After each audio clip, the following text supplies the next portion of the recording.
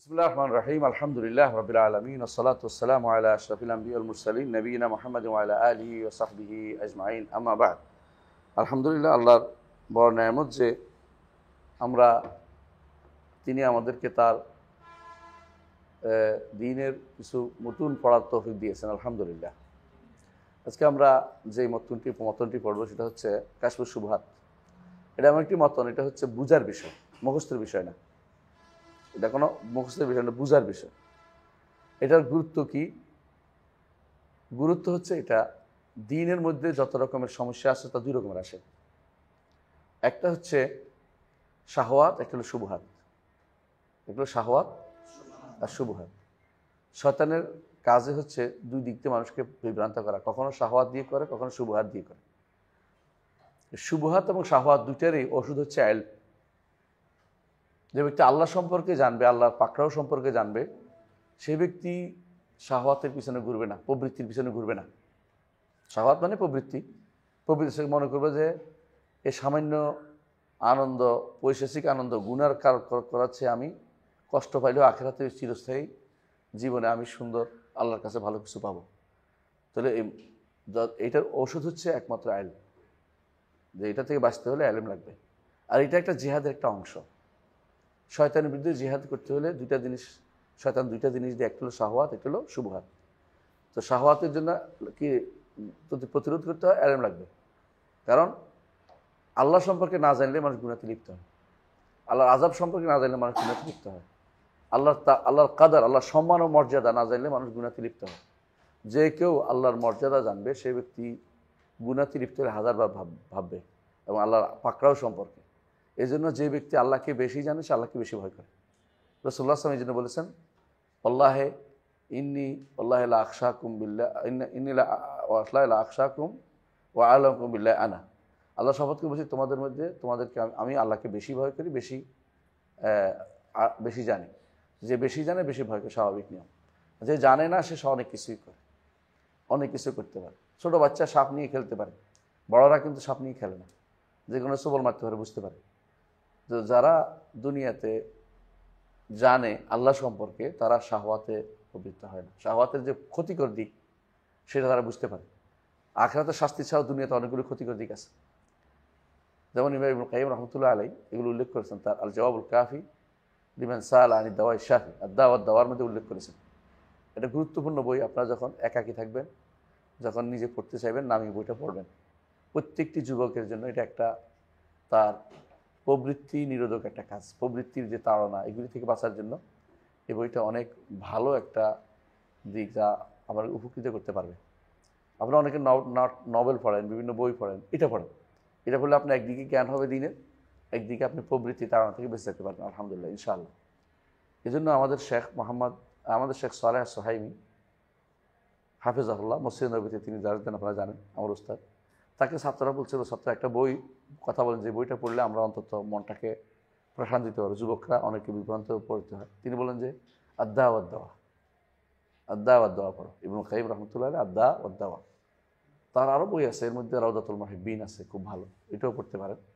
রাউদাতুল মুহিব্বিন নেটে দুগুলি পাওয়া যায় নেটে, এবং আমাদের কাছে ওদের কপি আছে, লাইব্রেরিতে আছে। এই জন্য এই প্রথম যে কাজটা বললাম যে শাহওয়াত দিয়ে মানুষকে বিভ্রান্ত করে, সেখানে আপনার ইলম দরকার।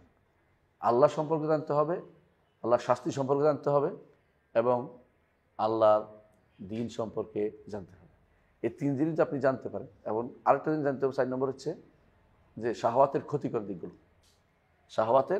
দিকগুলো যদি জানেন, আর নিজেকে পবিত্র রাখার যে উপকার, 5 নম্বর, এটা জানতে পারেন, তো দেখবেন যে আপনি যে কোনো সময় শাহওয়াত থেকে বেরোতে পারতেছেন। এটা হলো একটা দিক। এবং এই দিকটা সাধারণত ওয়াজ এরশাদের মাধ্যমে আসে। অনেকে ওয়াজ নসিহতের মাধ্যমে এটা এসে যায় বা চলে যায়, অনেক সময় এটাতে মানুষ উপকৃত হয়ে যায়। কিন্তু সবচেয়ে কঠিন জায়গা হচ্ছে শুবহাত, শয়তানের দ্বিতীয় অস্ত্র। এটা শুবহাত কীভাবে লাগায়? শুবহাত লাগায় সাধারণত শয়তান কাকে শুভা লাগাইতে পারে? যার মধ্যে ইলমের অভাব। এটা বাস্তব। আলেমকে শুভা লাগাইতে পারে না। শয়তান কোনো আবেদের কাছে এসে বলবে, আল্লাহ কি পৃথিবীটাকে ডিমের ভিতরে ঢুকাইতে পারবে? তো আবেদ বলবে যে কেমনে পারে, তাহলে কি হবে? আল্লাহর উপরে না পারার একটা ইলজাম দিল, অথচ না জানার কারণে বলছে। যেমন আবেদে বলছিল যে তোমার কোনো তওবা নাই, তোমার কোনো তওবা নেই, কিন্তু আলেম বলছিল তোমার তওবা আছে, তো তোমার যে জায়গা আছে এই জায়গা থেকে তুমি বের হইতে পারতেছো না। এখানে সবাই শুভহা নিয়ে বসে আছে, এখানে সবাই শাহওয়া নিয়ে বসে আছে, তুমি ভালো মানুষের কাছে যেতে হবে। যেখানে শাহওয়াত শুভহাতের ছড়াছড়ি নেই সেখানে তুমি যাও। আল্লাহ তোমাকে তোমাকে অবশ্যই ফ্যানগুলো কমাই দেন, হ্যাঁ ফ্যানগুলো কমিয়ে দেবেন ইনশাআল্লাহ। তো আল্লাহ তোমাকে অবশ্যই মুক্তি দিবেন। তো বোঝা গেল যে শাহওয়াত শুবহাত এই দুইটা শয়তানের অস্ত্র। এর মধ্যে শুবহাতটা খুব কঠিনভাবে আসে মানুষের উপরে, বের হতে চায় না। অনেক বড় বড় আলেম শুবহাত নিয়ে কবরে চলে গেছে। আর শুবহাত যখন বেশি বসে যায় অন্তরে, এদেরকে সোজা করা কঠিন হয়ে যায়। শুবহাত নিয়ে বেশি কাজ করে। শাহওয়াতের সে চেষ্টা করে, কিন্তু শাহওয়াত দিয়ে ঠিক রাখতে পারে না, কারণ একসময় আল্লাহর ভয় আসে। কিন্তু শুবহাতগুলি মনে করে যে এটাই দিন মনে করে শুবহাতগুলি কাজ করে। সে দিনের নয় মনে করে কাজ করে না, তাহলে তওবা করতে পারে না। বেশিরভাগ বেদাতেই, বেশিরভাগ শিরকেই শুবহাতের মধ্যে পড়ে মানুষ। এই জন্য অনেক মাসআলা দেখবেন যে শুবহাতের ভিতরে পড়ে আছে, তাদের ঠিক করা যাচ্ছে না। যারা রসুলের কাছে কিছু চায়, যারা রসুলের কাছে সুপারিশ চায়, যারা আলেমদের কবরের কাছে কিছু সুপারিশ চায় যে আল্লাহকে সুপারিশ করেন, হ্যাঁ, যারা এই চাওয়াটা, এইটা তাদের সমস্যাটা কোথায় হয়েছে? এটা তারা শুবহাতের ভিতরে পড়ে গেছে। তারা মনে করে এটা দিন, এটাতে কোনো সমস্যা নেই, অলি আল্লাহ অর্থাৎ ভালো মানুষ আল্লাহর কাছে বলতেই পারে, এটা অসুবিধা কি? এই যে টেন্ডেন্সিটা, এটা কিন্তু শুবহাতের ভিতরে ফেলাই রাখছে। এখন যতই আপনি বলেন না কেন, উল্টা আপনাকে বলবে যে আপনি অলি আল্লাহদের দুশমন, আপনি নবীর দুশমন। আপনি কোনোভাবেই তাকে বুঝাতে পারতেছেন না যে না, আসলে আপনি বুঝতেছেন না, এটা বুঝতে পারতেছেন না। এই শুবহাত একবার যদি মুতাআসসিল হয়ে যায় অন্তরের ভিতরে, এর থেকে বের হওয়া কঠিন হয়ে পড়ে। এই জন্য আল্লাহর কাছে শুবহাতের থেকেও আমাদেরকে আশ্রয় চাইতে হবে। কারণ শয়তান আমাদেরকে এই বড় ধরনের ধোঁকাটা দেয়, শুবহাত দিয়ে ধোঁকা দেয়। এই জন্য শাইখুল ইসলাম মুহাম্মদ বিন আব্দুল ওয়াহাব রহমতুল্লাহ আলাইহি যখন তিনি তাওহীদের দাওয়াত নিয়ে এসেছেন, তাওহীদের দাওয়াত নিয়ে তিনি যখন আসলেন, যে দাওয়াতটা নবী রাসূলদের দাওয়াত ছিল, এই দাওয়াতটা তিনি আবার দিলেন। তিনি দেখলেন মক্কা মদিনা, খোদ মক্কা মদিনাতে কবরগুলোর উপর মাজার, কবরগুলোর উপরে স্মৃতিসৌধ, এবং দেখলেন যে এখন যেটাকে বলে বাকি, আপনারা বলেন, অনেকে তো জান্নাতুল বাকি বলে, জান্নাত বলা যাবে না, বাকি গুরুস্থানের উপরে প্রত্যেকটি কবরের উপরে কি হয়েছে? সৌধ নির্মাণ হয়ে গেছে। প্রত্যেকে এখান থেকে কিছু বকরা পায়, করে, কিছু পয়সা দিলে নেয়, মানে সকাল বিকাল তারা এই কাজ করে খায়। মানে মানুষ বেকার, আর কোনো কাম নাই, কবরের সেবায় লিপ্ত। তিনি তার ওস্তাদকে বললেন, তার ওস্তাদ শেখ হায়াত সিন্দিকে বললেন যে ওস্তাদ এগুলি কি, মা ইয়াফআল হাউলা, এগুলো কি করতেছে?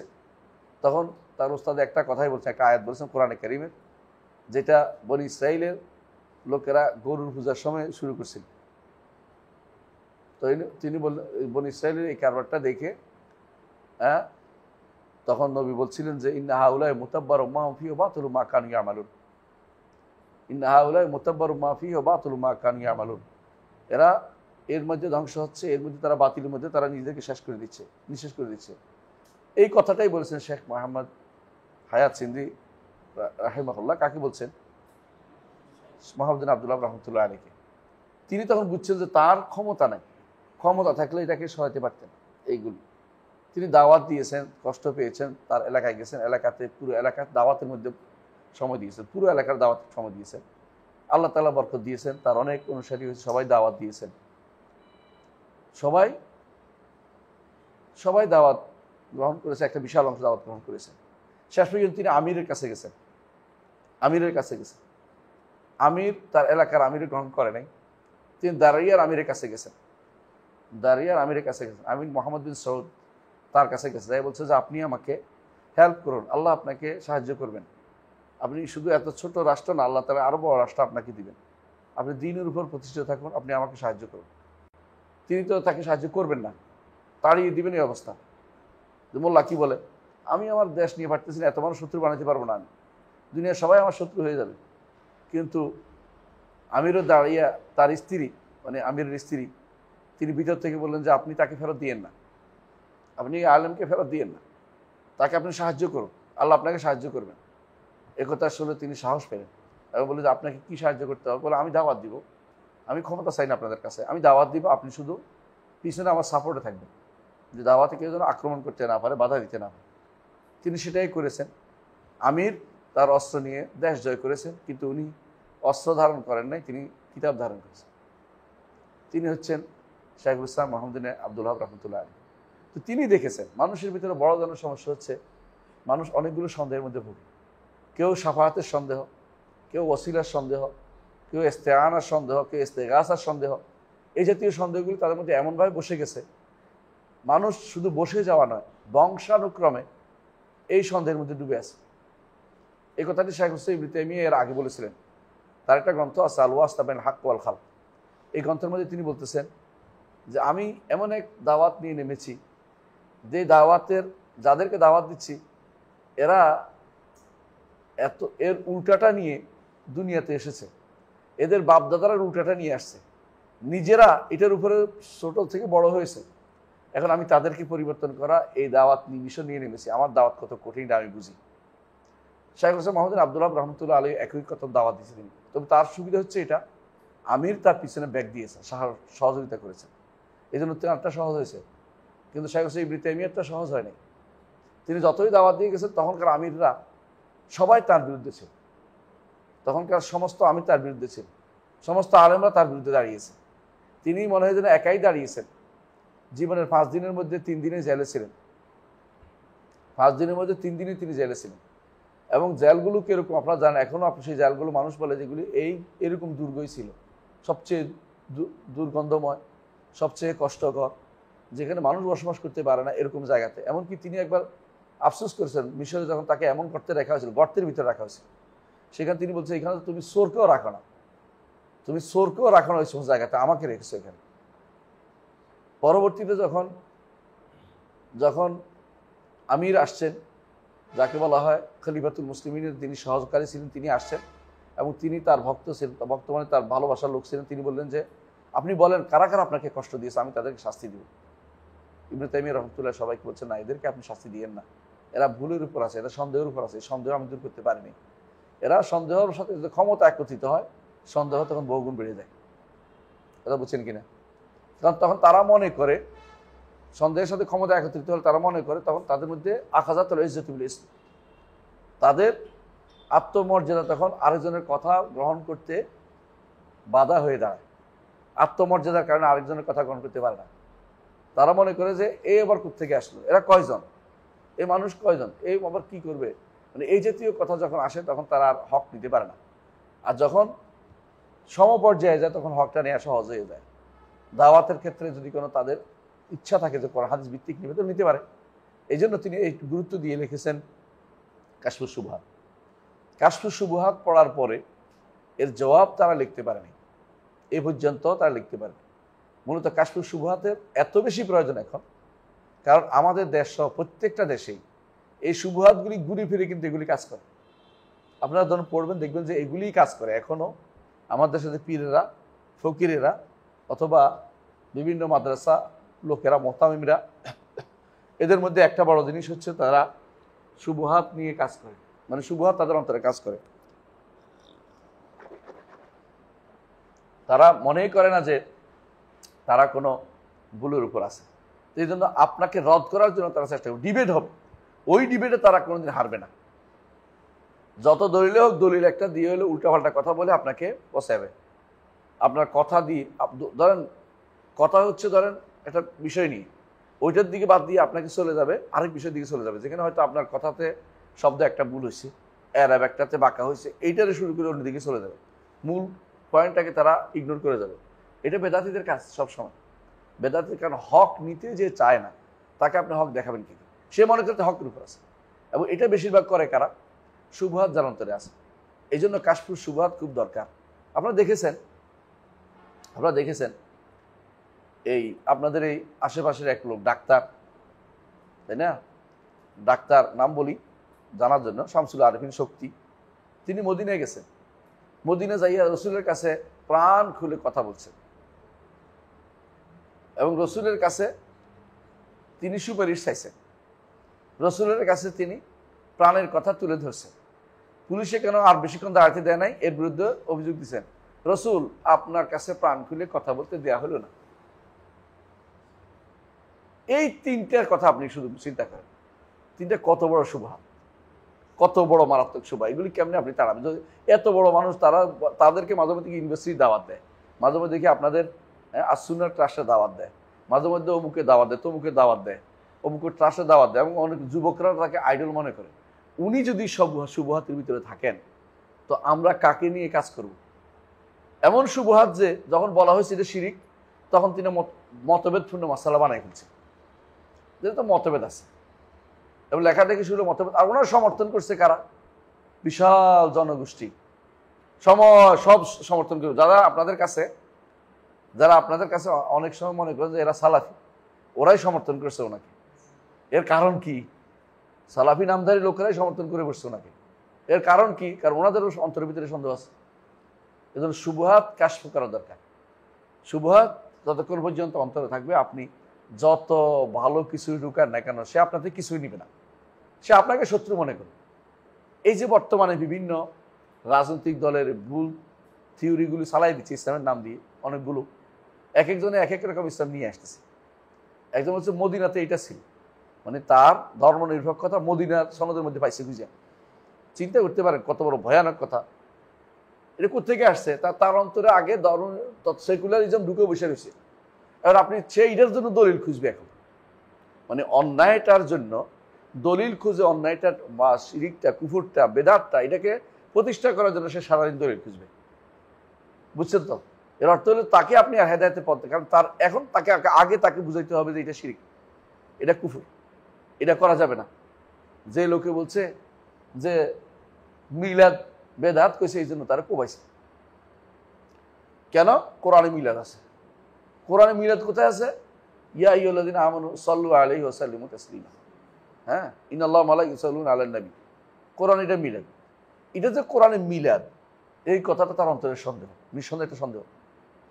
এই সন্দেহ বের হচ্ছে না কেন? কারণ উস্তাদেরা এইভাবে শিখাইছে, তো ওয়াজ এইভাবে শুনছে, হুজুর এইভাবে কইছে, যার কাছে মুরিদ হয়েছে সে এইভাবে জানাইছে। এখন সে যেহেতু এটা আরে ভিন্ন মতটা শুনছে, সেটা কোনোভাবেই এইভাবে নিচ্ছে না যে এটা সত্য কি মিথ্যা, এটা যাচাই করার কোনো কথা নেই। বিরোধী মত আছে, কোবা মারো। এই যে একটা অস্থির জাতি, অস্থির গোষ্ঠী তৈরি হয়েছে, মূল কারণ হচ্ছে শুভহাতে, আকণ্ঠ নির্বাচিত শুভহাতের ভিতরে। আপনি দেখবেন, একবার দেখলাম শশীনার পীর সাহেব, বর্তমান পীর বললে তো পীর হয়ে যায়, ছোটরা এই জন্য পীর হয়ে গেছে। তিনি ওয়াজ করতেছেন, ওয়াজে বলতেছেন যে উদ্বি তফসির ইবনে কাসির মধ্যে আছে উদ্বির বর্ণনা, যে কি হয়েছে, রসুলের কবরের কাছে গিয়ে একজন গান গাইছে, কবিতা পড়ছে আর কি, কবিতা পড়ে ঘুমাই গেছে, ঘুমে স্বপ্নে দেখছে, তাকে বলছে তোমরা ক্ষমা করে দিয়ে আসছে। এটা দিয়ে দলিল দিতেছে। এটা কেন বলছে সে? কারণ তারা বিশ্বাস করে কবরবাসীর কি আছে, ক্ষমতা আছে, কবরবাসীর কি আছে, কোনো না কোনো তাসারুফ আছে, কবরবাসী কিছু না কিছু করতে পারেই, একেবারে ফেরত দিবে না, কিছু না কিছু তো করবে, অন্তত নাও সুপারিশ তো করতে পারে। এই বিশ্বাস তাদের একেবারে পুরোপুরি তাদের অন্তরের ভিতরে ডুবে আছে। এইটার বিরুদ্ধে কথা বললে আপনি তো ওলি আল্লাহদের ভালোবাসতেন না, তো কি দলিল দিবে? আল্লাহ ইন্না আউলিয়া আল্লাহ লা খাউফুন আলাইহিম ওয়া লা হুম ইয়াহজানুন। এই দলিলটা সবখানে টেনে নিয়ে এসে বলবেন এই তো দলিল, ওলি আল্লাহদের যারা ভালোবাসে তাদের সাথে কোনো কথা নেই, বসা নেই।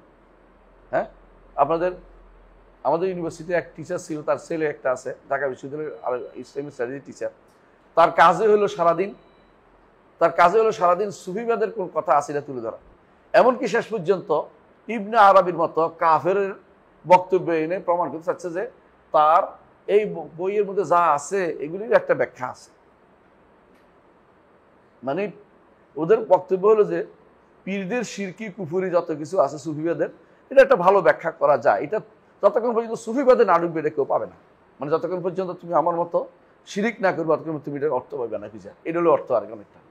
তো এই জাতীয় জিনিসগুলো যারা করতেছে, আপনারা দেখেন এদের একটা বিরাট গোষ্ঠী এই পথে চলতেছে। এর মূল কারণ হচ্ছে শুভহাতের মধ্যে থাকা। কারণ তারা শুভহাতের মধ্যে আকর্ষণের মধ্যে আমার বাবা কি ভুল করেছে, আমার দাদা কি ভুল করেছে, আমাদের গোষ্ঠীর অমুক হিসাবের এই কারামত ছিল, উনি কি ভুল করেছে। যদি এই সমস্ত কারামতের উদ্দেশ্য হচ্ছে বানোয়ার জিনিস।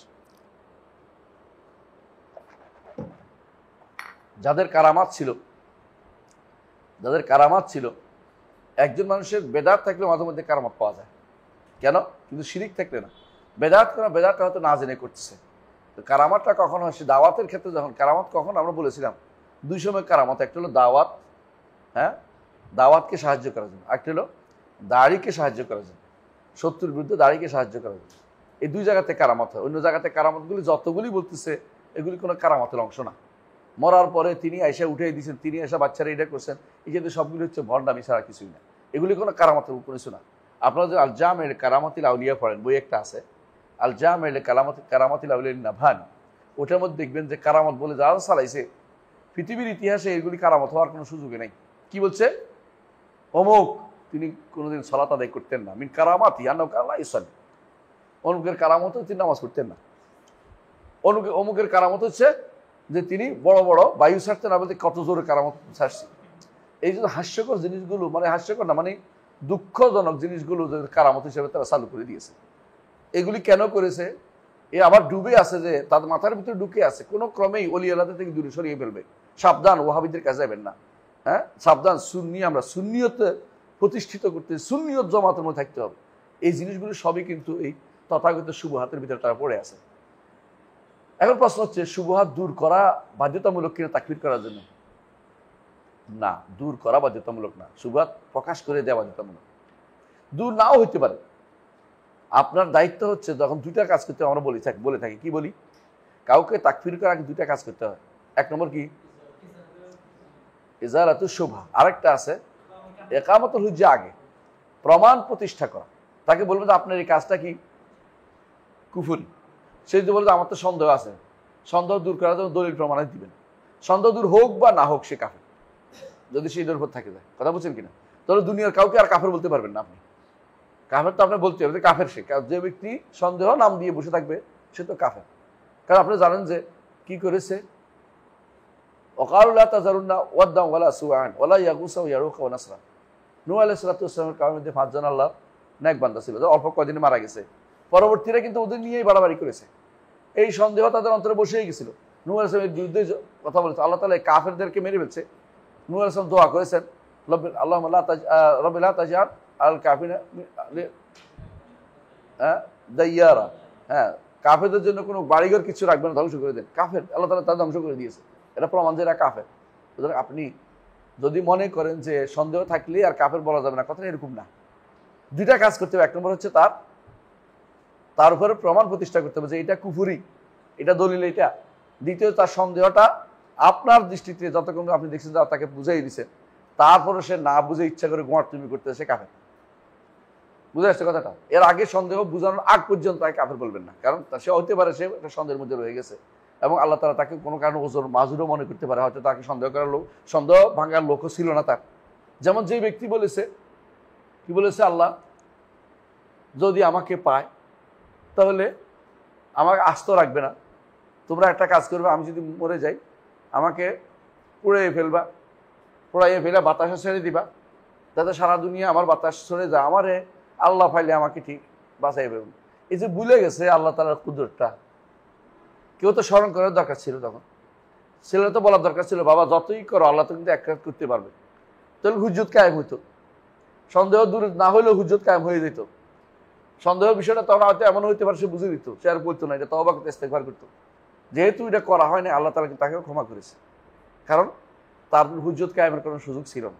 এই জন্য আয়েকার আলেমদের অনেকে বলে যে ইবনে হাজার এটা করছে, নবী এটা বলছে। আমরা বলি তাদেরকে হুজ্জত কায়েম করা হয়নি, তাদের হুজ্জত কায়েম করা হয়নি, প্রমাণ প্রতিষ্ঠা করা যায়নি, এবং তারা এই যে ভুলটা এটাকে সংশোধন করার চেষ্টা করা হয়নি। তাদের সন্দেহ দূর করার আমরা কোনো সুযোগ পাইনি। কিন্তু আপনার কি সন্দেহ, আপনার কি ওজর? আপনার তো ওজর নাই। তাদের ব্যাপারটা আল্লাহর উপর ছেড়ে দেন। আমরা তাদের তাকফিরও করি না, আবার একবারে খাঁটি মুসলমানও বলতেছি না, মানে অন্য যারা এরকম সন্দেহের মধ্যে থাকবে। কিন্তু আমরা বলি যে আল্লাহর উপর ছেড়ে দেন। তবে ভালো অংশটুকু আমরা নেই, তাদের ভুলটাকে, তাদের ভালো অংশের কারণে তাদের তো কেউ এটাকে সংশোধন করে দেয়নি, তারা যে সমস্ত কর্মকাণ্ড করেছে এর কারণে তাদের ভালো অংশকে আমরা কি করি না, ইগনোর করি না, ভালো অংশকে আমরা নেই। কিন্তু তাই বলে খারাপটাও নিতে হবে এমন কোনো যৌক্তিক কোনো কারণ নাই এবং নেওয়া যাবে না। মূল কথা যেটা বলতেছিলাম যে শুভহাত মানুষের অন্তরে যখন ঢুকে তখন অন্তরের মধ্যে কি করে, একটা একটা নোক্তা ছাড়ে, নোক্তা ফোঁটা। রাসূলুল্লাহ সাল্লাল্লাহু আলাইহি ওয়াসাল্লাম বলেছেন একটা ফোঁটা, এই ফোঁটা যখন পড়তে থাকে, ফোঁটা হতে হতে হতে হতে কি হয়, একসময় এটা সিলের মতো হয়ে যায়। মানুষের কাপড় যখন একটা ময়লা লাগে, ময়লা লাগতে লাগতে একসময় দেখবেন যে এটা একদম চট হয়ে গেছে। তো রাসূলুল্লাহ সাল্লাল্লাহু আলাইহি ওয়াসাল্লাম হাদিসে বলেছেন যে কালকুজে মখজিয়া মুজখিয়া, কালকুজে এই যে পেয়ালা, এটাকে উল্টাই দিলে যতই পানি ডালেন তখন কিন্তু পানি একটু ঢুকে না। কেন ঢুকে না? তার কলপটা কি হয়ে গেছে, বন্ধ হয়ে গেছে, এখন এটা উল্টা হয়ে গেছে। হ্যাঁ, কালকুজে মুজখিয়ান, এর অর্থ হলো এটা উল্টে গেছে এমনভাবে যতই পানি ডালেন। হাদিসে রাসূল বলছেন যে যতই এরপরে তুমি এর মধ্যে আমরা কোনো কাজ করে না। অনেকের কলব এরকম কি জন্য হয়েছে, এগুলি বেশিরভাগ হয়েছে শুভহাতের কারণে। একটা একটা একটা একটা করে সেগুলি ঢুকে, একটা একটা করে ফেতনাটা ঢুকে, এরপরে ফেতনা এগুলিকে কালো একবারে নিকশ করে ফেলে। মানে এটা আর এই ফেতনা আর থেকে বেশি বের হতে পারে না। এটার থেকে বের হতে হলে কি করতে হবে, দোয়া করতে হবে। আল্লাহুম্মা রাব্বা জিবরিল ওয়া মিকাইল ওয়া ইসরাফিল রাব্বা কুল্লি শাইইন মালিক ফাতিরিস সামাওয়াতি ওয়াল আরদ আনতা তাহকুম বাইনা ইবাদিকা ফীমা কানু ফী ইখতালিফুন ইহদিনি লিমা ইখতালাফু ফীহি মিনাল হাক্কি বিইযনিক ইন্নাকা তাহদি মান তাশা ইলা সিরাতিল মুস্তাকিম। রাসূলুল্লাহ সাল্লাল্লাহু আলাইহি ওয়াসাল্লাম দোয়া করতেন, নিজে দোয়া করতেন। কখন করতেন? হ্যাঁ, শেষ রাতে যখন তাহাজ্জুদের সালাত পড়তেন। তাহাজ্জুদ সালাতের এটা হচ্ছে তাহাজ্জুদ সালাতের কোন সময়, আল্লাহু আকবার বলার পরে, যেটা আপনারা হ্যাঁ মানে এটা হলো কি সানা, যেটা আপনার সানা বলেন, এই সময় তিনি দোয়া করতেন। এর অর্থ হচ্ছে এটা একটা গুরুত্বপূর্ণ দোয়া সালাতের ভিতরে এবং গুরুত্বপূর্ণ দোয়া। কারণ একজন মানুষ যতই বলে যে আমি একটু বুঝে গেছি, তার বুঝতেও ভুল হইতে পারে। আল্লাহর কাছে হেদায়েত চাইলে আল্লাহ হেদায়েত দিবে। কুল্লুকুম দাল্লুন ইল্লা মান হাদাইতু, প্রত্যেকে পথভ্রষ্ট, আল্লাহ তাকে হেদায়েত দিবে, সে শুধুমাত্র হেদায়েত প্রাপ্ত। ফাস্তাহদুনি আহদিকুম, আমার কাছে হেদায়েত চাও, আমি অবশ্যই তোমাদেরকে হেদায়েত দিব। তাহলে অবশ্যই হেদায়েত দেওয়ার জন্য এটা আমার আপনার জন্য খুবই জরুরি, আল্লাহর কাছে নিজেকে সমর্পণ করা এবং কায়মানকে হেদায়েত চাও। যে ব্যক্তি এটা চাইবে যে আমি হেদায়েত চাই, সে ব্যক্তি গোয়ার তুমি করবে না, সে ব্যক্তি হক পাইলে নিবে, সে ব্যক্তি বলবে না, সে হাওয়া মুত্তাবান করবে না, অথবা ইজাবুল মারে বিনাফসি করবে না। আপনারা হাদিসে জানেন যে মানুষ নিজের মতের উপরে নিজেকে বড় মনে করা, এটা তার মধ্যে আসবে না। তার মধ্যে হবে যে না, হক ওয়াইত্তাবা, হককে অবশ্যই গ্রহণ করা বেশি প্রয়োজন। এই মানুষগুলি খুবই কম, এই মানুষগুলি খুবই কম। আপনি দেখবেন জগতের যতগুলি, বিশেষ করে আলেমদের মধ্যে সবচেয়ে বেশি সমস্যা হচ্ছে এই টেন্ডেন্সি নাই। এটা কাদের মধ্যে হয়? যারা জাহালাতে ভোগে। এজন্য ইমাম শাফি রহমতুল্লাহ আলাইহি বলছেন, মা জাদালতু আলেমান ইল্লা গালাবতুহু ওয়া মা জাদালতু জাহিলান ইল্লা গালাবানি। যখনই আলেমের সাথে আমার ঝগড়া হয়েছে আমি কিন্তু জিতেছি, আর যখন জাহেলের সাথে ঝগড়া হয়েছে আমি জিতি নাই। কেন? কারণ আলেম নামক যে জাহেল বসে আছে তার মন্ত্রের ভিতরে অহংকার বসে আছে, অহংবোধ আছে, আত্মগরিমা আছে। আমি কেন এটা নিব? ওই বেটা কে? ওই কয়দিন আগের লোক, আমি হয়েছি এই ওই সেই। নিজে আমিত্বের কারণে অনেক সময় হক নিতে পারে না, অনেক আমিত্বের কারণে হক নিতে পারে না। এবং এটা ইহুদিদের একটা খাসলত, ইহুদিরা আমিত্বের কারণে হক নিতে পারে নাই। ইহুদিরা কেন বলছে যে আমরা হইলাম নবীর বংশের, আর হইল যেটা ইসমাইলের বংশের, ওখানে তো আর নবী আসেনি, আমাদের কাছে হক থাকবে না, ওদিকে কেন থাকবে? এই জন্য তারাই গ্রহণ করতে পারেনি। কিন্তু তারা অনেক সময় তারা বুঝতো যে অবশ্যই নবী মুহাম্মদ সাল্লাল্লাহু আলাইহি ওয়াসাল্লাম হক, কিন্তু নিতে পারে নাই। কেন? আমিত্বের কারণে নিতে পারে নাই, ছাড়তে পারে নাই। তো আবু জাহলও আমিত্বের কারণে হক নিতে পারে নাই। সে বুঝতো যে মুহাম্মদ রাসূলুল্লাহ সাল্লাল্লাহু আলাইহি ওয়াসাল্লাম হক, কেন নিতে পারে নাই? আমার বনি মাখজুমে আসলো না। সবসময় আমরা কাবার সেবার ক্ষেত্রে আমরা পরস্পর প্রতিযোগিতা করি। এরা বলবে যে এটা করি, আমরা বলি এটা করি, এটা বলো এটা করি, আমরা এটা করি। এখন বলবো যে আমাদের নবী, ও আমাদের তো নবী নেই, শুধু তার বিরুদ্ধে আমাদের থাকতে হবে। মানে যেহেতু আমিত্ব আমার নষ্ট হয়ে যাচ্ছে। এই মানুষগুলি এখনো বুঝে, ভালো করে বুঝে। একজন সালাফি ছেলে, সহি আকিদার ছেলে, একটা সাধারণ ছেলে দেখবেন যে ওদেরকে হারাই দিচ্ছে, তারপরেও তারা নিবে না। কেন? এবার তার ব্যক্তিগত চরিত্র ধরনের নামবে, যে তাকে দেখতে তো এরকম মনে হয়, তার মাথাটা কেন এরকম, সে জীবনে কোনো মুখের কাছে পড়ে নাই, সেগুলো এই শুরু হয়ে যাবে। এটা যে কয়টা আরবি বই পড়ছে, কয়টা নাহু সরফ জানে, এ নিয়ে শুরু হয়ে যাবে। কিন্তু সে যে হক কথাটা বলছে এটার কোনো জবাব সে দিতে পারবে না। আপনি এটা ভালো করে দেখছেন, ইতিমধ্যে অনেকগুলো উদাহরণ আপনি দেখছেন। এরা বেশিরভাগই হচ্ছে অহংকারী। এই অহংকারে কোনোদিন হক পায় না। আরবরা এই জন্য বলে মিমানেরা এটা আল্লামান, দুই মিম শিখতে পারে না। একটা হচ্ছে মুতাকাব্বির, আরেকটা হচ্ছে একটা হচ্ছে মুতাকাব্বির, একটা হচ্ছে মুস্তাহি। লজ্জা করে পড়ে নাই, আসে নাই, সেই ব্যক্তি শিখতে পারবে না। আর যে ব্যক্তি অহংকারী সেও কোনোদিন উপকৃত হতে পারবে না। এটা অবশ্যই জানতে হবে আমাদেরকে। এই জন্য যেই কারণে শাইখুল ইসলাম মোহাম্মদ বিন আব্দুল ওয়াহাব এটা লিখছে, এটা খুবই দরকার, এখনও খুব দরকার। এই জন্য এইটা এখন আমাদের দেশে সবচেয়ে বেশি প্রচলিত এটা, এই সুবাদগুলো। এটা বোঝার আগে একটা জিনিস আমরা বলি, শাইখুল ইসলাম মোহাম্মদ বিন আব্দুল ওয়াহাব রহমতুল্লাহ আলাইহি যখন আসছিলেন তখন উপনিবেশ শাসন আসে নাই। উপনিবেশ শাসন বুঝছেন, মানে ব্রিটিশরা আমাদের উপর দিয়ে এত চড়াও হয় নাই, তখন আমাদের উপর চড়া হয় না। কোথায় বুঝছেন, আমাদের দেশগুলি দখল করে নাই। তখন মানুষের ভিতরে বড় সমস্যা ছিল কি, কবর পূজা, মাজার পূজা, পীর পূজা, অথবা এই জাতীয় শিরকের আখড়াগুলো, এগুলিতে তারা শিরিক করত। তখন পর্যন্ত মতবাদগুলি আমাদের মুসলিম বিশ্বে মাথা ছাড়া দিয়ে ওঠে নাই। যেই মতবাদগুলি এখন আমাদের মুসলিম বিশ্বে ঢুকছে, এই মতবাদগুলি যদি তার সময় থাকতো তিনি বোধহয় এটার বিরুদ্ধে বই লিখতেন। যখন তার ছাত্র, যেমন তার ছাত্রের ছাত্র যিনি, তিনি হচ্ছেন আব্দুর রহমান সাইদি রহমতুল্লাহ আলী, তিনি কিন্তু এই বিষয়ে প্রচুর বই লিখেছেন এবং নাস্তিক যারা তাদের বিরুদ্ধে বই লিখছেন, সদ্দর অনুয়াল মোলহেদের বিরুদ্ধে বই লিখছেন। এবং তার ছাত্রের মধ্যে একজন ছিলেন যে আব্দুর রহমান দৌসারি, তিনিও কিন্তু এর বিরুদ্ধে বই লিখেছেন। এর অর্থ এরা পরবর্তী জেনারেশন যখন দেখছে যেখানেই আল্লাহর দ্বীনের উপর আঘাত আসছে, সেখানে তারা কি করেছেন, প্রতিরোধ করেছেন, সন্দেহগুলিকে দূর করেছেন। এখনকার মানুষ যে সন্দেহে যুক্ত, একমুখী না, বহুমুখী সন্দেহ। কিন্তু মূল জায়গা হচ্ছে এটা, তারা একটা জিনিস বুঝতে পারে না, সেটা হচ্ছে স্রষ্টা এবং সৃষ্টির পার্থক্যটা বুঝতে পারে না। স্রষ্টা এবং সৃষ্টির পার্থক্যটা বুঝতে পারে না। কারণ আমরা ভালো করে জানি শিরকে কখন মানুষ নিপতিত হয়।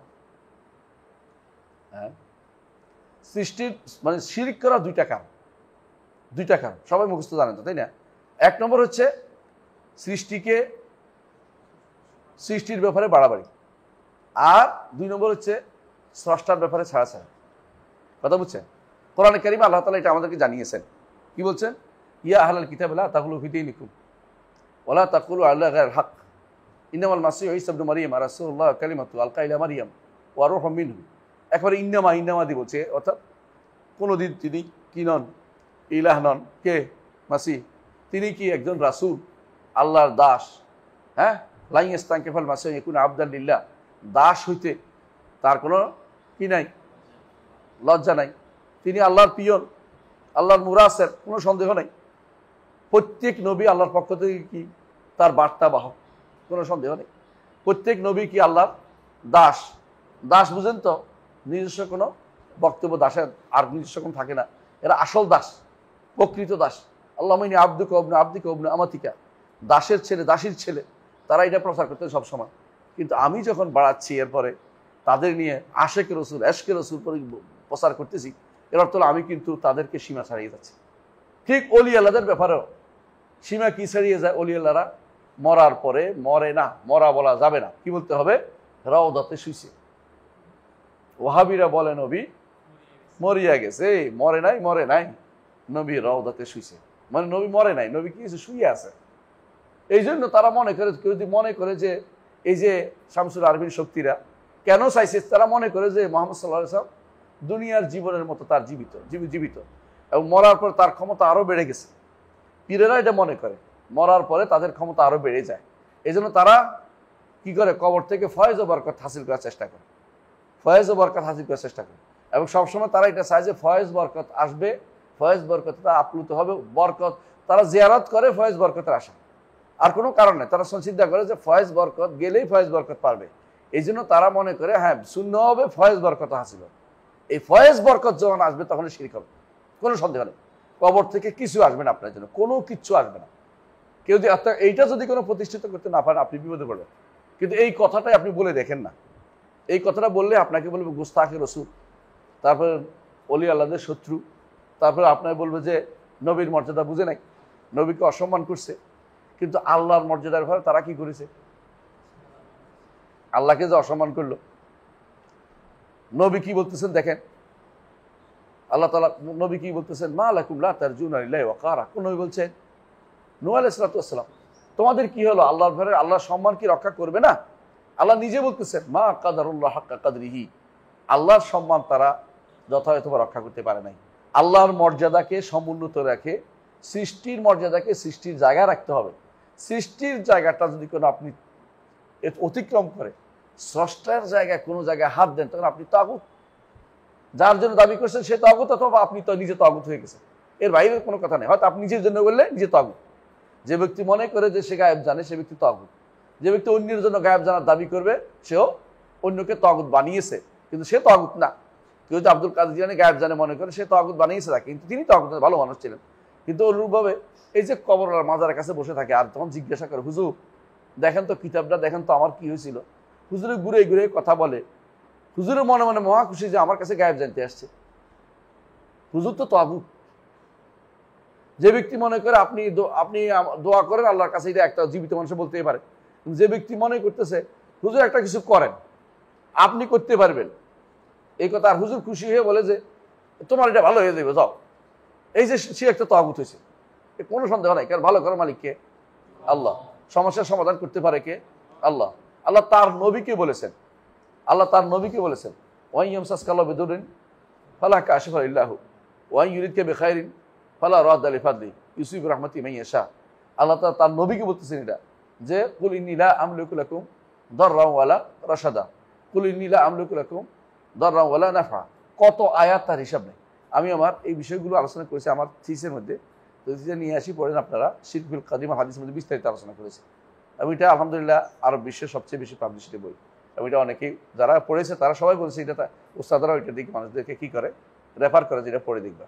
তো এটা কী জন্য? কারণ এইগুলি তো বোঝা দরকার, শিরকের মূল জায়গাটা বোঝা দরকার। সমস্যাটা কোন জায়গায়?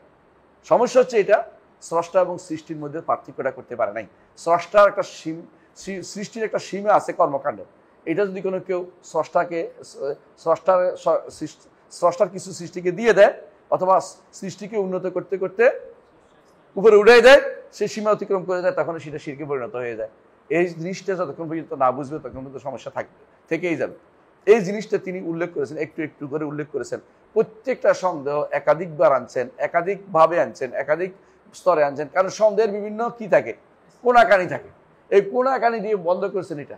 আলহামদুলিল্লাহ বর্তমান সময়ে এই জাতীয় গ্রন্থগুলি খুবই দরকার। বিশেষ করে যে গ্রন্থগুলো শুবহাত দূর করেছে, এগুলো বেশি দরকার। এই শুবহাত দূর করার জন্য আমি আমার এই আশিরফিল কাদিম হাদিসের মধ্যে প্রায় 13টা শুবহা উল্লেখ করেছি। মৌলিক 13টা মানুষের ভিতরে শুবহা থাকে। 1 নম্বর হচ্ছে, ধরেন কিছু আছে, কেউ বলবে আমি বরকত লাভের জন্য যাচ্ছি, কেউ বলে আমি তো ওনাকে মাধ্যম হিসেবে আছি, কেউ বলবে না সুপারিশ করবে আমার জন্য, কেউ বলবে না কি করবে, আমরা তাজরিবা অভিজ্ঞতা থেকে পেয়েছি, অভিজ্ঞতা থেকে পেয়েছি এটা ভালো। এই জাতীয় সমস্ত যে সমস্ত সন্দেহ আছে আমি আমার থিসের মধ্যে উল্লেখ করেছি বিস্তারিত। কিন্তু এখানে শেখুল ইসলাম সবগুলি আনে নাই, যেগুলো তার সমাজে বেশি প্রচলিত ছিল সেগুলি আনছে, সেইগুলিকে আমরা ইনশাল্লাহ একটু একটু করে পড়বো। আমরা খুব বেশি ব্যাখ্যার দিকে যাব না, কারণ ব্যাখ্যা আপনারা সবাই পড়বেন, অনেক পড়তে পারবেন। শুধু একটু শব্দগুলি তিনি কি বলছেন এটা বুঝে গেলে আমার জন্য যথেষ্ট, এটা বুঝিয়ে দেবেন ইনশাল্লাহ। আসুন আমরা একটু পড়ে ইনশাল্লাহ পড়ি। বিসমিল্লাহির রহমানির রহিম। যে কোনো কিতাবের বিসমিল্লাহ দিয়ে শুরু করতে হয়, সুতরাং আমরা এটা বুঝছি যে কোনো ভালো কাজে বিসমিল্লাহ দিয়ে শুরু করতে হয়। এরপর বলছেন রাহিমাকাল্লাহ, হ্যাঁ, এলাম জেনে রাখো। সবার আগে জানতে হবে, না জানলে তো কাজ হবে না। তার উদ্দেশ্য হচ্ছে আপনার এলাম যখন বলে দমিরকে খেতাব করে, মনকে অ্যাড্রেস করে, জানো, জেনে নাও। এ কথা বলতে হয় যেন কথার আগে গুরুত্ব দেওয়ার জন্য। তো সবার আগে তিনি বলছেন এলাম। আল্লাহ কোরআন কারীম বলছেন ফা'লাম আন্নাহু লা ইলাহা ইল্লাল্লাহ। আল্লাহ তাআলা যেই নীতিতে তার কিতাবে ইলম অর্জন করার কথা বলেছেন, জানার কথা বলেছেন, তিনি সেই নীতি অবলম্বন করে তিনি বলছেন এলাম, জেনে রাখো। রাহিমাকাল্লাহ। আবার দোয়াও করছেন, যাতে করে মানুষের অন্তরটা আগ্রহী হয়ে যায়, আমার জন্য দোয়া করছে, দেখি না ভালো কিছু হতে পারে, সেজন্য তিনি রাহিমাকাল্লাহ বলছেন। আন্নাত তাওহীদ ওয়া ইফরাদুল্লাহ সুবহানাহু বিল ইবাদা। দেখছেন তো তাওহীদের সংজ্ঞাটা দিছে। তাওহীদের সংজ্ঞাটা মুখস্থ করতে হবে আপনাকে, কেন এটা সব জায়গায় লাগবে। তাওহীদ ইফরাদুল্লাহ তাআলা সুবহানাহু বিল ইবাদা, আল্লাহ সুবহানাহুকে ইবাদতে একক নির্ধারণ করা, একক সত্তা অধিকারী বলে নির্ধারণ করা, এবং ইবাদত সব আল্লাহকে দেয়া, ইবাদত সব আল্লাহকে দেয়া। আচ্ছা, তাওহীদের তো 3টা অংশ, তিনি উল্লেখ করেন না কেন? কারণ আগেরগুলি হওয়ার পরে ইবাদতটা হয়। আমি যদি কোনো বলি যে জেনে রাখো ছাত্র হচ্ছে তিনি যার একটা কি আছে, কার্ড আছে, বিশ্ববিদ্যালয়ের ছাত্র তিনি, যে তার একটা কি আছে, একটা আইডি কার্ড আছে। এখন কেন বললাম না যে তিনি ভর্তি পরীক্ষা দিয়েছে, ভর্তি পরীক্ষায় পাশ করেছে, ভাইবা নিয়েছে, ভাইবাতে পাশ করেছে, তারপরে ডিপার্টমেন্ট ভাগ হয়েছে, সেখানে গিয়েছে, এগুলো বলা লাগে না, কারণ শেষেরটা পাওয়ার অর্থ হলে আগেরগুলি হয়ে আসছে। কথা বুঝছেন তো? তো শেখ হুসেন মাহমুদ্দিন আব্দুল গুরুত্ব এই জন্য দিয়েছেন এই জায়গাতে, তাওহীদুল উলুহিয়া অন্যগুলিকে সামিল করে, কিন্তু অন্যগুলি তাওহীদুল উলুহিয়াকে সামিল করে না। কথা বুঝছেন কিনা? অন্যগুলি তাওহীদুল উলুহিয়াকে সামিল করে না। একজন মানুষ, একজনের সন্তান হওয়ার অর্থ হচ্ছে সে বিয়ে শাদী করেছে, তার বউ আছে, তারপরে তার সন্তান হয়েছে। শেষেরটা বললে হয়, আগেরটা বললে পরে হয় না, পরেরটা বলা যায় না। বুঝেন না কথাটা? এই জন্য সর্বশেষ যেটা আসলেন, যেটা না হলে আগেরগুলো কোনো কাজে লাগে না, সেটা কি? তাওহীদুল ইবাদা। ইবাদত একমাত্র আল্লাহর জন্য করতে। এই জন্য তিনি সবশেষে এ তাওহীদ, আল্লাহ তাআলার এই তাওহীদের পরিচয় দিয়েছেন, ইফরাদুল্লাহ সুবহানাহু ওয়া তাআলা বিল ইবাদা। তাওহীদ হচ্ছে ইবাদত, নিয়ে একমাত্র আল্লাহকে নির্ধারণ করার নাম। তাওহীদের অন্য প্রকারগুলো ইগনোর করা হয় নাই, বরং অন্য প্রকারগুলির পরে যেটা আসছে, যে জায়গাতে সমস্যা আছে, জায়গাটা তুলে ধরা হয়েছে। কারণ তারা কি করে, আরবের মুশরিকরা এটা স্বীকার করতো। তিনি উল্লেখ করবেন যে আসমান জমিন সৃষ্টি করছে আল্লাহ, মালিক কে আল্লাহ, এবং দুনিয়া পরিচালনা করে কে আল্লাহ, স্বীকার করতো। কিন্তু সমস্যা হয়েছিল তাদের কোন জায়গায়? ইবাদত একমাত্র, ইবাদত করতো আল্লাহর জন্য, কিন্তু একমাত্র আল্লাহর জন্য করতো না। ইবাদত করতো তারা, ইবাদত করতো না তা না। আল্লাহ কোরআন কারীমে বলছেন, ওয়া মা কানা সালাতুহুম ইনদাল বাইতি ইল্লা মুকাআ ওয়া তাসদিয়া। তাহলে সালাত তো পড়তো, তারপর তারা হজও করতো, এবং তারা আল্লাহর কাছে দোয়াও করতো। সমস্যা হচ্ছে শুধু আল্লাহর কাছে করতো না, অনেকের কাছেই করে। আমাদের সমাজেও তাই, বাংলাদেশের সমাজেও দেখবেন আল্লাহর কাছে চায় না তা না। হ্যাঁ, যেমন তারা যারা বেদাত করে, বেদাতিরা ঠিকই লাইলাতুল বরাতে সারা দিনে আল্লাহর কাছে ইবাদত করছে, আবার কি করে পীরের কাছেও চায়, আবার মাজার কাছেও মাধ্যম ধরে, মাদাম ছাড়া কি আল্লাহ কি আমার দিবে নাকি? হ্যাঁ, কিয়াস করে, বিভিন্ন রকম কিয়াস করে আসা এই শিরকে নিভৃত হয়। এর মূল কারণ হচ্ছে এটাই যে তারা ইবাদতকে আল্লাহর জন্য খালেজ করতে পারে না, একান্ত করতে পারে নাই। এই জন্য প্রথম কাজ হবে আন্নাত তাওহীদ ওয়া ইফরাদুল্লাহ বিল ইবাদা। যদি সত্যি তাওহীদের অধিকারী হতে হয়, আপনার ইবাদত, আপনার জীবনের কর্মকাণ্ড সব একমাত্র আল্লাহর জন্য নিবেদিত হতে হবে। ইন্না সালাতি ওয়া নুসুকি ওয়া মাহইয়ায়া ওয়া মামাতি লিল্লাহি রাব্বিল আলামিন লা শারীকা লাহু বিযালিকা উমিরতু ওয়া আনা আউয়ালুল মুসলিমিন। প্রথম যে কাজটা করতে হবে, একমাত্র আল্লাহর জন্য, সমস্ত ইবাদত আল্লাহর জন্য। এইটা যদি করতে পারেন তো অন্যগুলি অটোমেটিক চলে আসবে। কারণ মানুষ অন্যের কাছে কেন যায়? মনে করে তিনি তো গায়েব জানেন, তিনি আমার একটা ভালো করবেন। অন্যের কাছে কেন যায়? তার অনেক ক্ষমতা, তিনি আমার কিছু ভালো করবেন। তো তিনি একদিকে এই অন্য জায়গাতে শিরিক ওই সময় হয়েছে যখন আল্লাহকে যথেষ্ট মনে করে নেই। অথচ আল্লাহ কি বলছেন? আলাইসাল্লাহু বিকাফিন আবদা, আলাইসাল্লাহু বিকাফিন আবদা ওই ইউখাউফুনাকা বিল্লাযিনা মিন দুনি। তারা কি আল্লাহ কি যথেষ্ট নয়? তার বান্দার জন্য কি যথেষ্ট নয়? অথচ তারা আপনাকে ভয় দেখাচ্ছে। আল্লাহই যথেষ্ট। এই আল্লাহই যথেষ্ট জিনিসটা যতক্ষণ পর্যন্ত অন্তরে না আসবে, ততক্ষণ পর্যন্ত আগেরগুলিও ঠিক হয় না, পরটাও ঠিক হয় না।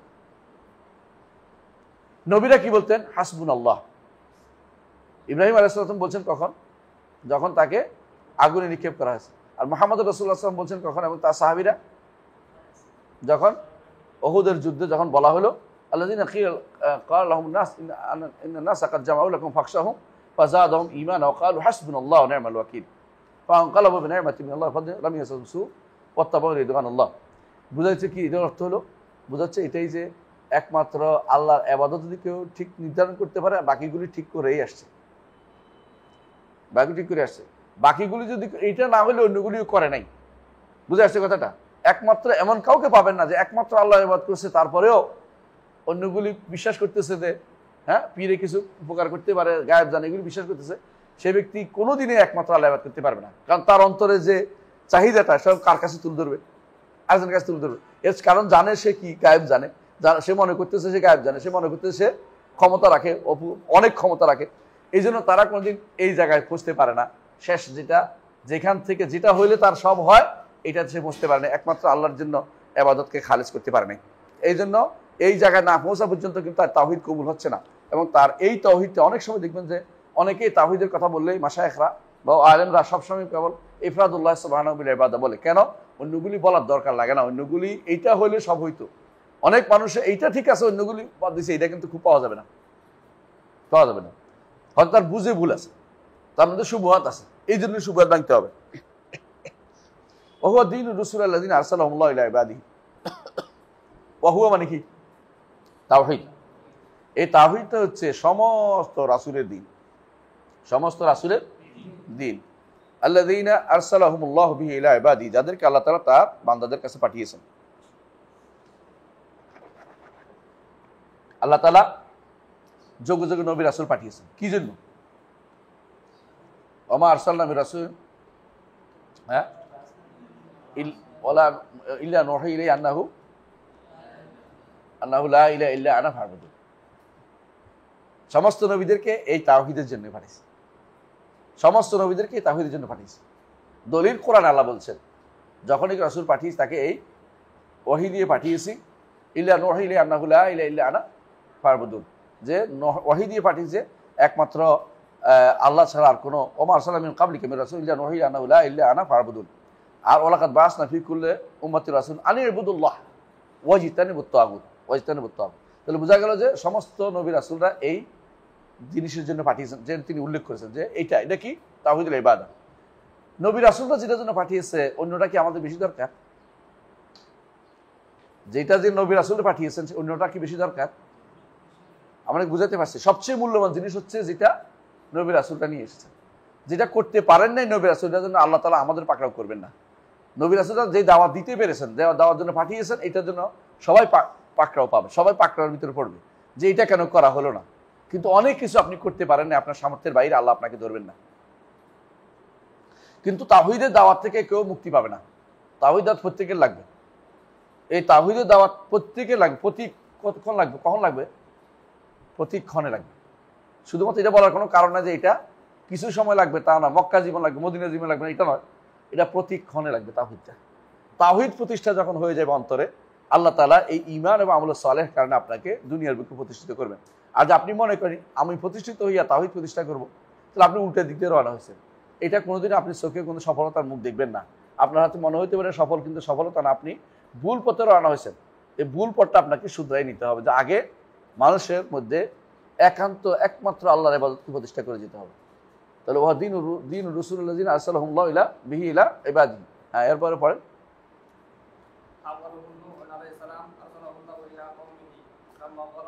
তাইব, ফাআওয়ালুহুম নূহ আলাইহিস সালাতু ওয়াস সালাম। রাসূলদের মধ্যে প্রথম রাসূলকে নূহ। কারণ কেন রাসূল প্রথম রাসূল? তাদের মধ্যে শিরিক আছে। আর আমরা জানি যে নবী এবং রাসূলের মধ্যে পার্থক্য হচ্ছে এটা, যে অবশ্যই রাসূলদের মাদউ যারা, যাদেরকে তিনি দাওয়াত দিবেন, তারা অবশ্যই কি থাকবে? শিরিক থাকবে, অবশ্যই শিরিক থাকবে। এই জন্য প্রথম শিরিক হয়েছিল নূহের কওমের মধ্যে। প্রথম শিরিক নূহের কওমের মধ্যে হওয়ার কারণে প্রথম নবী হচ্ছেন, প্রথম রাসূল হচ্ছেন নূহ আলাইহিস সালাতু ওয়াস সালাম। এবং তিনি কি হয়েছে? আরসালাহুল্লাহু ইলা কওমিহি, আল্লাহ তাকে তার কওমের দিকে পাঠিয়েছেন। লাম্মা গালাও, যখন তারা বাড়াবাড়ি করলো, সীমা লঙ্ঘন করলো। কিভাবে সীমা লঙ্ঘন? কখনো কখনো অপমান করে, কখনো কখনো বেশি মান দিয়ে। তারা গোলু করছে কার দিক থেকে? নেককারদের দিকে। আর অপমান করছে কারে?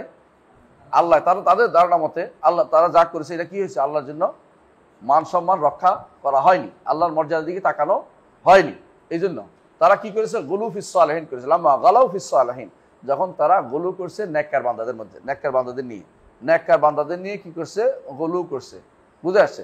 এই গুলু বহু রকমের আছে, ইবাদতে হয়, আকীদাতে হয়, চিন্তা চেতনা হয়, এমনকি মানুষের নিজের পারিবারিক জীবনে হয়, সব জায়গাতে গুলু হয়। কিন্তু এখানে হচ্ছে গুলু, এই গুলুটা হচ্ছে ইবাদতের মধ্যে এমন বাড়াবাড়ি করছে, অর্থাৎ ব্যক্তিকে নিয়ে বাড়াবাড়ি করছে, সৃষ্টিকে নিয়ে বাড়াবাড়ি করছে। এই জন্য আল্লাহ তাআলা এটা বন্ধ করার জন্য তার নবী পাঠাইতেছে, রাসূল পাঠাইতেছে। সৃষ্টি কয়জন? অনেক। এর মধ্যে তখনকার সময় 5 জন ছিল। আল্লাহ উল্লেখ করেছেন সূরা নূহের মধ্যে, ওয়াকালু লা তাযারুন্না ওয়াদ্দান ওয়ালা সুআন ওয়ালা ইয়াগুসা ওয়া ইয়াউকা ওয়া নাসরা। এদের যখন বাড়াবাড়ি করছে, আল্লাহ তাআলা সেটা বন্ধ করার জন্য রাসূল পাঠাইতেছে। কারণ এই বাড়াবাড়ি বন্ধ হচ্ছে, হ্যাঁ, আল্লাহর পক্ষ থেকে স্পেশাল রহমত হিসেবে পাঠাইছেন, যে তাওহীদ প্রতিষ্ঠার জন্য নবী রাসূলকে পাঠিয়েছেন।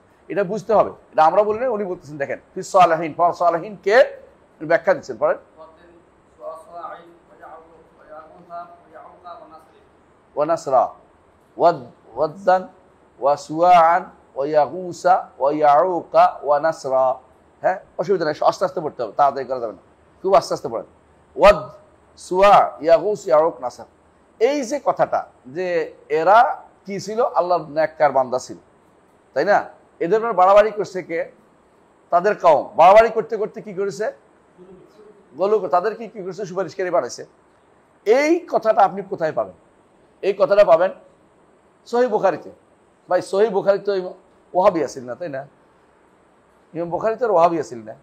ইমাম বুখারী তো মনে করে নাই যে এরকম কেউ মদিনা ইউনিভার্সিটি পড়ে আসা হইতে পারে মনে করছিলেন নাকি? হতে পারে আপনাদের কাছে, হইতে পারে। কিন্তু ইমাম বুখারী রহমতুল্লাহ আলাইহি এই ব্যাখ্যাটা তার কিতাবে আনছে। কার থেকে আনছে? ইবনে আব্বাস রাদিয়াল্লাহু থেকে। ওই আয়াতের তাফসিরে, যে আয়াতের মধ্যে সূরা নূহের এই আয়াতের তাফসিরে, সূরা নূহের 21-23 না, 21 থেকে 23, বা 23 নম্বর আয়াতে, যে ওয়াকালু লা তাযারুন্না ওয়াদ্দান ওয়ালা সুওয়ান ওয়ালা ইয়াগুসা ওয়া ইয়াউকা ওয়া নাসরা, তোমরা কখনো ছেড়ে দিবে না। পাকটাও ধরে রাখবে, আঁককে ধরে রাখবে। সাবধান, ওলি আল্লাহদের থেকে দূরে সরাই দিবে। সাবধান, তোমাদের কি করবে? বিশ্বাস নষ্ট করে দিবে, তোমাদের আকীদা নষ্ট করে দিবে, সুন্নিয়ত নষ্ট করে দিবে, তোমাদের সুন্নিয়ত নষ্ট করে দিবে। পীরদের থেকে তোমাদেরকে দূরে সরিয়ে দিবে, তোমাদের আধ্যাত্মিকতা নষ্ট করে দিবে। তো কি করতে হবে? সাবধান, ধরে রাখো কাকে? ওয়াদ, সুয়া, ইয়াগুস, ইয়াউক, নাসারকে ধরে রাখবে। এই ধরে রাখার অর্থ কি? তারা কি তাদেরকে সিজদা করতো না? কি করতো? তাদেরকে মাধ্যম হিসেবে নিত, মাধ্যম ডেকে শিরিক করতো। তাদেরকে দিয়ে বলতো যে আল্লাহর কাছে বলেন, আল্লাহ যেন আমাদের দেয়, এটা করতো। সরাসরি সিজদা করছে এরকম না। কারণ ওবেদা বলা হয়েছে, ওবেদার বহু প্রকার আছে, একটা হলো ডাকা তাদেরকে। এই জন্য বলা হয়েছে, এই ইয়াতে শুরুতে বলা হয়েছে, নূহ আলাইহিস সালাম যখন আসছে তখন তিনি বলছেন একমাত্র আল্লাহর ইবাদত করো। এবং তিনি বলছেন যে আন্নাল, আরেক সূরাতে আসছে এটা, ওয়া আন্নাল মাসাজিদা লিল্লাহি ফালা তাদউ মা আল্লাহি আহাদা। এবং দোয়া যে ইবাদত, এটা সবাই জানে, কোরআন আয়াতেও আছে। কোরআন আয়াতে কি বলা হয়েছে? কি বলা হয়েছে? দোয়া ইবাদত, একটা আয়াত দলিল দেন। দোয়া ইবাদত, আহসানতা ওয়াকাল রাব্বুকুম উদউনি আস্তাজিব লাকুম। রব বলেন যে আমাকে ডাকো, আমি তোমার ডাকে সাড়া দেবো।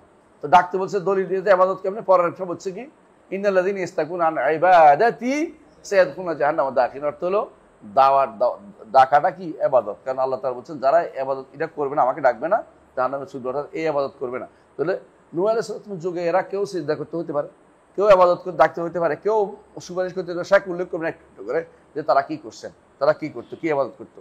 কারণ আপনারা জানেন যে জগতের বুকে ইবাদত বা শিরিক, যে ব্যক্তি কেন্দ্রিক বা এই সমস্ত যারা এই বিভিন্ন জিনিসে ইবাদত করেছে, এরা দুই ধরনের শিরিক করেছে, দুইভাবে শিরিক। একটা হচ্ছে আকাশের তারকাকে কেউ কেউ ডাকছে, আর কেউ কেউ আলিহা সামাউইয়া, কেউ কেউ আলিহা আরদিয়াকে ডাকছে। নূহ আলাইহিস সালাম কওমের প্রথম শুরু হয়েছে আলিহা আরদিয়া। আর আলিহা সামাউইয়া কখন শুরু হয়েছিল? ইব্রাহিম আলাইহিস সালাম। কার সময়? ইব্রাহিম আলাইহিস সালাম। এই জন্য ইব্রাহিম আলাইহিস সালাম আল্লাহ তাআলা বলছেন, ওয়া কাযালিকা নুরি ইব্রাহিম মালাকুতাস সামাওয়াতি ওয়াল আরদি লিয়াকুনা মিনাল মুকিনিন ফালাম্মা জান্না আলাইহি লাইল রাআ কাওকাবান ক্বালা হাযা রাব্বি ফালাম্মা আফলা ক্বালা আউযু বিল আফিলিন ফালাম্মা রাআ আল কামারা বাযিগান ক্বালা হাযা রাব্বি হাযা আকবার ফালাম্মা আফলা ক্বালা লা ইলাহা ইল্লা রাব্বি লা আকুনা মিনাল কওমিদ দাল্লিন ফালাম্মা রাআ আশ-শামসা বাযিগাতান ক্বালা হাযা রাব্বি হাযা আকবার ফালাম্মা আফলাত ক্বালা ইয়া কওমি ইন্নী বারিউম মিম্মা তুশরিকুন ইন্নী ওয়াজ্জাহতু ওয়াজহিয়া লিল্লাযী ফাতারা আস-সামাওয়াতি ওয়াল আরদা হানিফান ওয়া মা আনা মিনাল মুশরিকিন। কি বুঝাইলেন? যে এই আলিহা সামাউইয়া তখন শুরু হয়ে গেছিল, মানে আকাশের মূর্তি পূজা তখন। কিন্তু নূহের সময় আকাশের দিকে তারা পূজার কাউকে নিসবত করে নাই, সব জমিনের মধ্যে ওলি আল্লাহদের নিয়ে শুরু হয়েছিল। এটা দলিল ইব্রাহিম, এগুলো ইবনে আব্বাস রাদিয়াল্লাহু বলছেন, সহিহ বুখারীতে আসছে, যে কিতাবুত তাফসীরের মধ্যে এটা আসছে, এই আয়াতের তাফসীরের মধ্যে, হাজি আসমা রিজালুন সালিহিন, এগুলি হচ্ছে আল্লাহর কিছু নেককার বান্দাদের নাম। সালিহিন মিন কওমি নূহ, নূহের কওমের মধ্যে থেকে। ফালাম্মা হালাকু, এরা যখন মারা গেল, আওহা শায়তানু ইলা কওমিহিম আন আনসিবু ইলা মাজালিসিহিম, তখন শয়তান তাদেরকে বলল, কি বলল?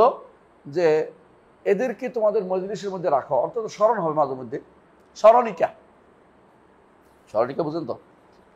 ওলি আল্লাহদের স্মরণিকা, এই যে বিভিন্ন জায়গায় লাগায়, এখন 64 জেলাতে স্মরণিকা লাগাইবে কেউ কেউ, আমরা বলছি না কারণ নাম। এরকম যদি লাগানো হয় তাহলে কি হবে? বলে যে এগুলি লাগাই রাখো। কি হবে? সাম্মুহা বিসমাইহিম, এই যে ছবি রাখবা, ছবিকে নাম দাও। এটার নাম কি? উদ, ওয়াদ, সুয়া, ইয়াগুস, ইয়াউক, নাসর, 5টা লাগাও। তারপরে কি হবে? ফাআলু, শয়তান বলছে, তারাও করছে। ওয়ালাম তুবাদ, এটা ধ্বংস হয় নাই, ইবাদত করা হয় নাই তখনও, এরা ইবাদত করে নাই, ইবাদত করে ধ্বংস হয় নাই তখনও। হাত্তা ইজা হালাকা উলাইকা, এই গোষ্ঠী, এই প্রজন্ম শেষ হয়েছে, নতুন প্রজন্ম আসে বলছে, ওলি আল্লাহদের পিছনে রাখছ, কত বড় আমি ইবনুল আসলাম আল ক্যালবির একটা কিতাব আছে, ইবনুল ক্যালবির আল আসলাম, সেখানে উল্লেখ আছে এরকম যে প্রথম আয়সা বলছে পিছনে রাখ, সামনে দিকে বলে সামনে দিও না, আমরা সালাত আদায় করবো, সামনে দিও না, পিছনে রাখছে। পরে শয়তান এসে বলছে কত বড় সাহস, দুর্ভাগা তোরা, এই অলি আল্লাহদের পিছনে রাখছিস, অলি আল্লাহদের পাশা দেখাচ্ছিস, তুই কি করতে হবে, সামনে নিয়ে আসো। সামনে নিয়ে আসছে, আবার কয়দিন পর বলতেছে আরে এইটা তো ঈদের মাধ্যমে তো আবাদ করতেছি আমরা, নইলে কেমনি আল্লাহরে পাবো নাকি। এবার ঈদের দিয়ে আবাদত, ওসিলা দিয়ে আবাদত শুরু হয়ে গেছে। এইভাবে তারা শিরকি লিপ্ত হয়ে গেছে। এটাই হচ্ছে ওয়ানুসিয়াল ইলমু ওয়া বিদাত, যখন ইলম কি হলো, নুসিয়া ভুলিয়ে দেওয়া হয়েছে। কোন ইলম, কি জন্য তাদেরকে ছবি বানাইছে এটা ভুলে গেছে। আর দ্বিতীয়ত আরো ভুলে গেছে, দিন ও শরীয়ত ভুলে গেছে, ইমান ভুলে গেছে মানুষ, তখন আবাদত করা শুরু হয়ে গেল। এই আবাদতের বিষয়ে বুখারীতে রিওয়ায়াত আসছে, আমরা ওইদিকে লম্বা না করি। তাহলে কি বুঝলাম, প্রথম রাসূলকে, সর্বশেষ রাসূল হচ্ছে মুহাম্মদ সাল্লাল্লাহু আলাইহি ওয়াসাল্লাম। সবাই কি জন্য প্রেরিত হয়েছে, লা ইলাহা ইল্লা আনা ফা'বুদুন, একমাত্র আল্লাহ ব্যতীত কোনো ইলাহ নেই, এটা প্রতিষ্ঠা করার জন্য। আল্লাহ ব্যতীত কোনো ইলাহ নেই প্রতিষ্ঠা করে আল্লাহরই ইবাদত করতে হবে, আর কারো ইবাদত করা যাবে না। হ্যাঁ,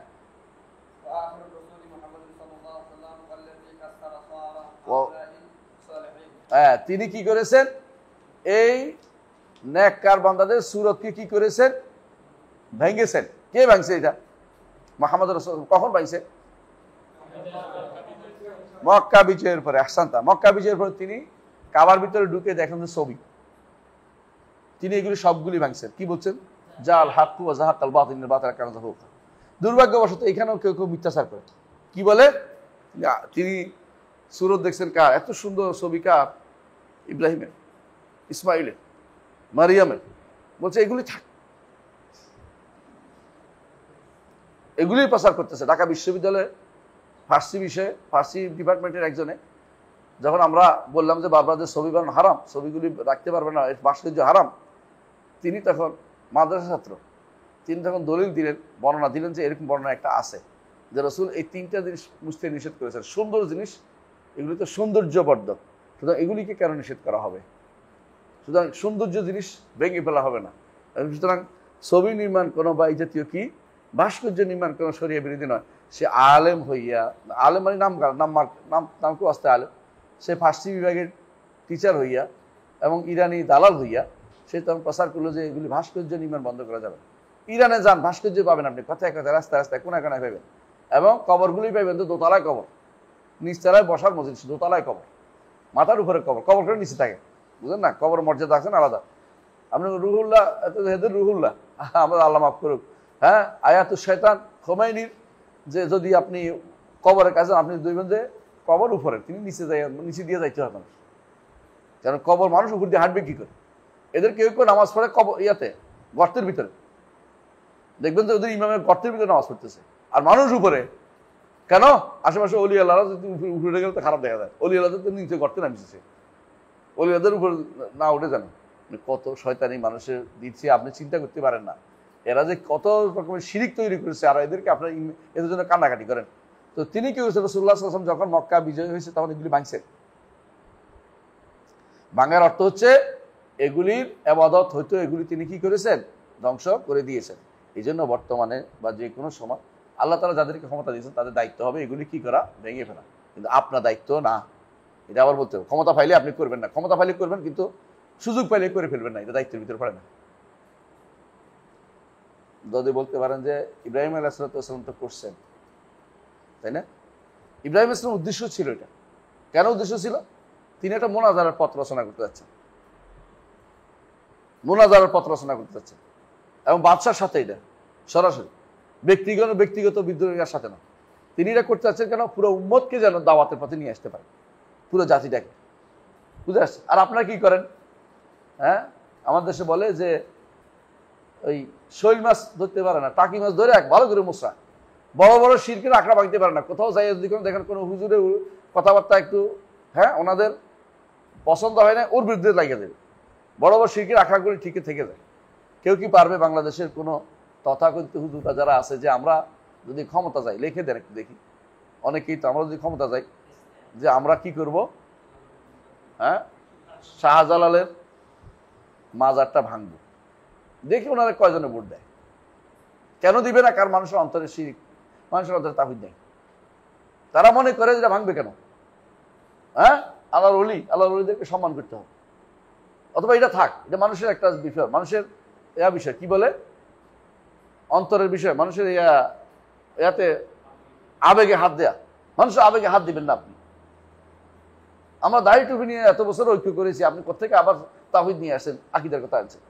আকীদা তো সবচেয়ে দোষের কারণ, আকীদার কারণে সব ক্ষতি হয়ে গেছে, আর সব তারা ভালো ছিল।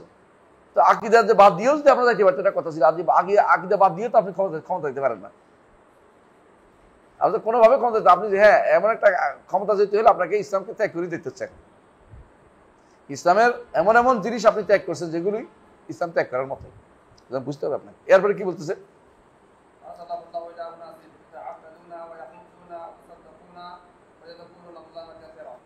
আল্লাহ তাআলা তাকে পাঠিয়েছেন, কাকে? মুহাম্মদ সাল্লাল্লাহু আলাইহি ওয়াসাল্লামকে পাঠিয়েছেন এমন কিছু লোকের কাছে যারা ইবাদত করতো। ইবাদত করতো কিনা? করতো। ওয়াইয়াহুজ্জুন, হজও করতো। ওয়াইয়াতাসাদ্দাকুন, দানও করতো। ওয়াইয়াজকুরুনাল্লাহা কাসীরান, এবং তারা আল্লাহকে বেশি স্মরণও করতো। কিন্তু একটু সমস্যা, ওয়ালাকিন্নাহুম ইয়াজআলুনা বা'দাল মাখলুকাত ওয়াসাইতা বাইনাহু ওয়া বাইনাল্লাহ। তারা কোন কোন সৃষ্টিকে আল্লাহ এবং বান্দার মাঝে মাধ্যম হিসেবে নিত। কোন কোন সৃষ্টিকে আল্লাহ এবং বান্দার মাঝে মাধ্যম হিসেবে গ্রহণ করত। এইটুকু তাদের সমস্যা ছিল, আর কোনো সমস্যা ছিল না। এই সৃষ্টিগুলি কি? লাত, মানাত, উজ্জা। লাত, মানাত, উজ্জা সৃষ্টি করছিল তারা বলে না। তো কি জন্য লাত, মানাত, উজ্জাকে কেন মানত? লাত হচ্ছে আল্লাহ শব্দ থেকে নিচে মেয়ের নাম, উজ্জা আজির শব্দ থেকে নিচে মেয়ের নাম, মেয়ে বানাইছে একটা। আর মানাত, মান্নান থেকে নিচে একটা মেয়ে বানাইছে। আর মেয়েদের কথা বাবা বেশি শোনে, সুতরাং মেয়ে খুশি বাবা খুশি। সুতরাং মেয়েরে খুশি করা যায় কিনা তার টেনশন আছে, মেয়েরে কিভাবে খুশি করতে পারে, বুঝলেন তো কথা?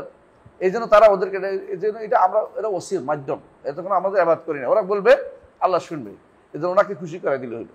অলি আল্লাহ খুশি হলে দুনিয়া খুশি, বুঝলেন তো, সব পেয়ে যাবে। এই জন্য তারা যে এটা এরকম, তাদের বক্তব্য এরকমই আর কি। তারা মনে করে যে সরাসরি তো আল্লাহর কাছে পৌঁছতে পারবো না, মাধ্যম দিয়ে পৌঁছতে। এই মাধ্যমটা কি? আল্লাহ বান্দার মাঝে সৃষ্টি কিছু মাখলুকাতকে আমরা কি মাধ্যম হিসাবে গ্রহণ করি। তারপরে কি করতেছে?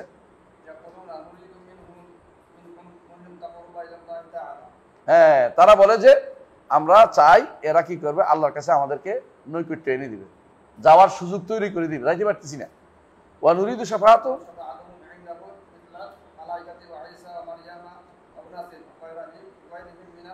সালিহিন, বলছেন যে আমরা চাই এদের সুপারিশ, আল্লাহর কাছে সুপারিশ করবে।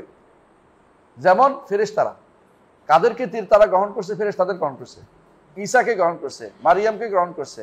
এর বাইরে কিছু মানুষদের নেককার বান্দাদের গ্রহণ করছে। এর বাইরে নেককার বান্দারা কারা? যাদেরকে আমরা বলেছি কি লাত, মানাত, উজ্জা, হুবল, 360টা মূর্তির ভিতরে আছে। প্রত্যেকের একটা একটা আছে, আমার এটা, আমার এটা, সাবধান, আমারটারে ছুঁবেন না, আমারটারে আপনি ধরার দরকার নেই, আমারটা আমার, আপনারটা আপনার। মানে তারপরেও আমরা ঐক্য বজায় আছি। কি ঐক্য এটা? কিসের ঐক্য এটা? শিরকির ভিতরে ঐক্য, শিরকির ভিতরে ঐক্য বজায় আছে। নাউজুবিল্লাহ। হ্যাঁ, পড়েন।